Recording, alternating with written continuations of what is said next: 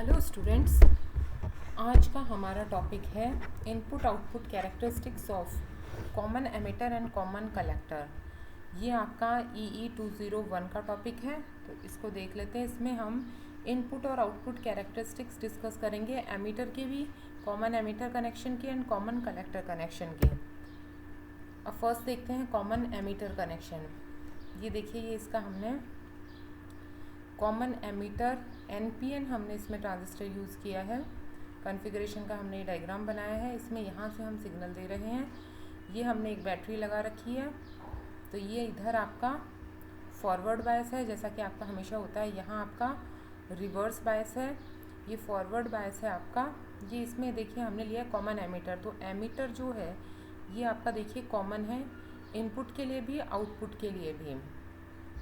Input है हमारा base और एमिटर के बीच में, आउटपुट हम लेंगे कलेक्टर और एमिटर के बीच में। ये आपका आउटपुट मिल रहा है यहाँ पे आपको।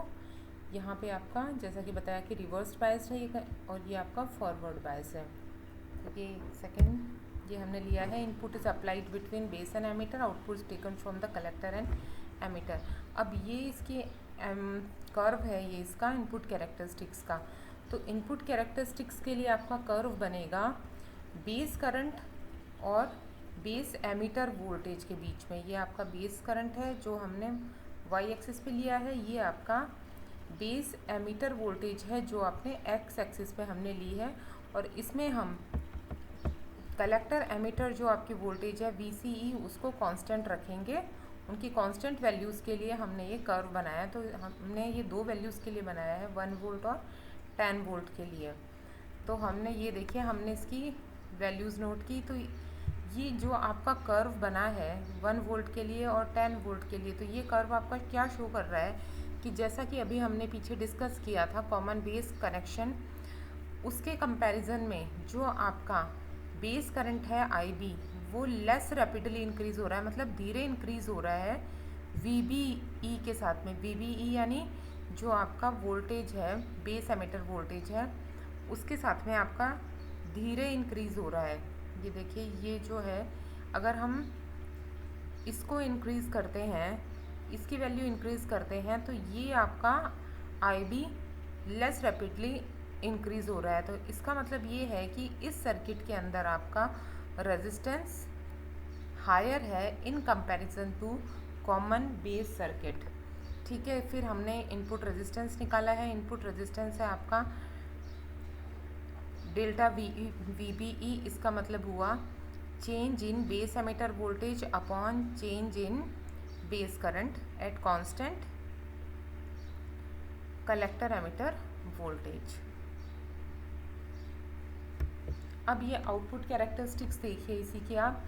आउटपुट कैरेक्टरिस्टिक्स में ये आपका कर्व होता है ये आउटपुट में है, ये कलेक्टर की साइड में आपका कर्व है। वो देखिए हमारा था कर्व जो हमने बनाया था, यहाँ आपकी बेस करंट है, तो हमने यहाँ पे आपका कर्व बनाया था। ये जो कर्व था किस किस के बीच में बना था, IB और ये था आपका VBE, यानी यहाँ से बेस है और आपका ये एमिटर है, इन दोनों के बीच में, और इसके बीच में आपका इनपुट कैरेक्टरिस्टिक्स का कर्व बना था। आउटपुट कैरेक्टरिस्टिक्स का आपका कर्व बनेगा IC के बीच में, और ये देखिए कौन कौन से हैं यहाँ पे, कलेक्टर और एमिटर। तो यहाँ पे VCE के बीच में, ये देखिए, तो ये VCE वोल्टेज को हमने x एक्सिस पे लिया है, करंट को हमने y एक्सिस पे लिया है। उसके बाद में हमने IB को फिक्स रखते हुए, बेस करंट को फिक्स रखते हुए, बेस करंट को फिक्स या कुछ वैल्यूज़ दी हैं, जैसे कुछ वैल्यूज़ देते हुए, और हमने इसकी IC के लिए वैल्यूज़ फाइंड आउट की हैं। तो जिससे कि हमें क्या पता चलेगा कि जो अपना IC है, IC यानी जो आपका कलेक्टर करंट है, वो VCE के साथ में वेरी तो करता है, लेकिन केवल 0 और 1 वोल्ट के बीच में, 0 और 1 वोल्ट के बीच में केवल ये आपका वेरी करता है। इसके बाद में इसकी जो वैल्यू है ऑलमोस्ट इसकी कांस्टेंट हो जाती है, और VCE चाहे अपन कितना भी इंक्रीज़ करते जाएं, इसकी वैल्यू फिर आगे नहीं बढ़ रही है। देखिए ये आपका कांस्टेंट ही है।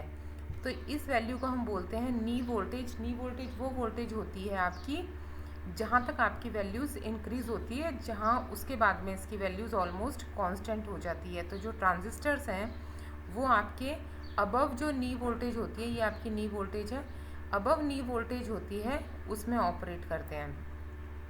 फिर है above knee voltage IC is almost constant, जो अभी मैंने बताया, और above knee voltage OIC is approximately equal to knee voltage के ऊपर जो आपका कलेक्टर करंट है वो आपका अप्रॉक्सीमेटली इक्वल हो जाएगा beta into beta multiply by base current. ये आउटपुट रेजिस्टेंस निकाला है हमने, RO से इसको डिनोट किया है। तो ये है आपका change in collector emitter voltage upon change in collector current at constant base current. Next है आपका common collector configuration. Common collector के अंदर हमने इसमें ये देखिए कलेक्टर को हमने कलेक्टर जो था उसको हमने यहाँ पे कॉमन ले लिया है, ठीक है। यहाँ से हम सिग्नल अप्लाई कर रहे हैं। तो इसमें क्या है कि इनपुट हम अप्लाई कर रहे हैं बेस और कलेक्टर के बीच में, ये देखिए बेस और कलेक्टर के बीच में यहाँ आपका इनपुट है, और आउटपुट हम ले रहे हैं एमीटर और कलेक्टर के बीच में। तो जो कलेक्टर है वो इनपुट और आउटपुट सर्किट दोनों के बीच में कॉमन है। ये इसका इनपुट कैरेक्टरिस्टिक्स का डायग्राम है, ये देखिए कॉमन कलेक्टर का। यहाँ भी हमने NPN ट्रांजिस्टर ही लिया है।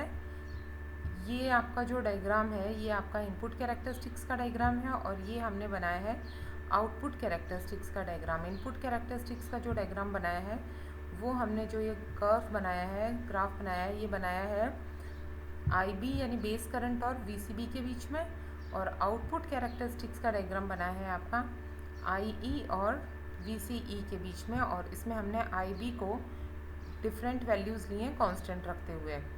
तो ये ग्राफ आपका क्या शो कर रहा है कि इसके अंदर आपका जो इनपुट इम्पिडेंस रहेगा वो आपका काफ़ी हाई रहेगा, और जो आपका आउटपुट इम्पिडेंस होगा वो आपका काफ़ी लो होगा, और इसीलिए जो इसका वोल्टेज गेन है वो हमेशा आपका लेस देन यूनिटी रहेगा। तो ये हो गया आपका कॉमन कलेक्टर कॉन्फ़िगरेशन। ये दोनों आपके समझ में आए होंगे। नेक्स्ट है आपका transistor as an amplifier. Transistor आपका एज एन एम्पलीफायर कैसे काम करता है, तो ये देखिए हमने इसका डायग्राम बना दिया है। यहाँ पे हमने एमीटर को कॉमन लिया है, यहाँ से हम सिग्नल दे रहे हैं, ठीक है, यहाँ से हम आउटपुट ले रहे हैं। उसके अंदर एमीटर बेस जंक्शन है, ये आपका फॉरवर्ड बायस है। एमीटर कलेक्टर जंक्शन आपका हमने रिवर्स बायस लिया है।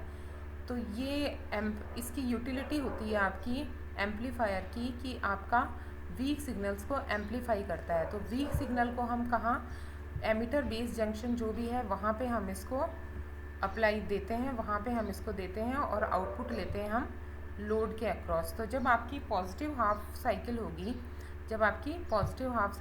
During positive half cycle of the signal, तो जो फॉरवर्ड बायस है एमीटर बेस जंक्शन पे, जो यहाँ पे आपका फॉरवर्ड बायस है वो इंक्रीज़ होगा, इसलिए आपके ज़्यादा इलेक्ट्रॉन्स फ्लो होंगे एमीटर से कलेक्टर की तरफ बेस से होते हुए।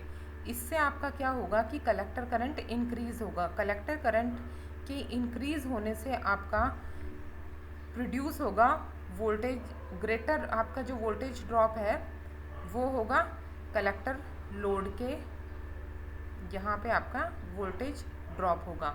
और नेगेटिव, जब आपकी नेगेटिव हाफ साइकिल होगी सिग्नल की, जो फॉरवर्ड बायस है एमीटर बेस जंक्शन पे, आपका जो फॉरवर्ड बायस है वो आपका डिक्रीज़ होगा, इसलिए जो कलेक्टर करंट है वो आपका डिक्रीज़ हो जाएगा, जिससे कि आपकी आउटपुट वोल्टेज है वो डिक्रीज़ हो जाएगी अपोजिट डायरेक्शन में। और इस तरीके से हम एम्पलीफाइड आउटपुट जो आपका ये देख रहे हैं आप, वो आप ऑब्टेन कर सकते हैं। तो ये है आपका ट्रांजिस्टर का function as an amplifier. Hopefully आपको समझ में आया होगा। Thank you.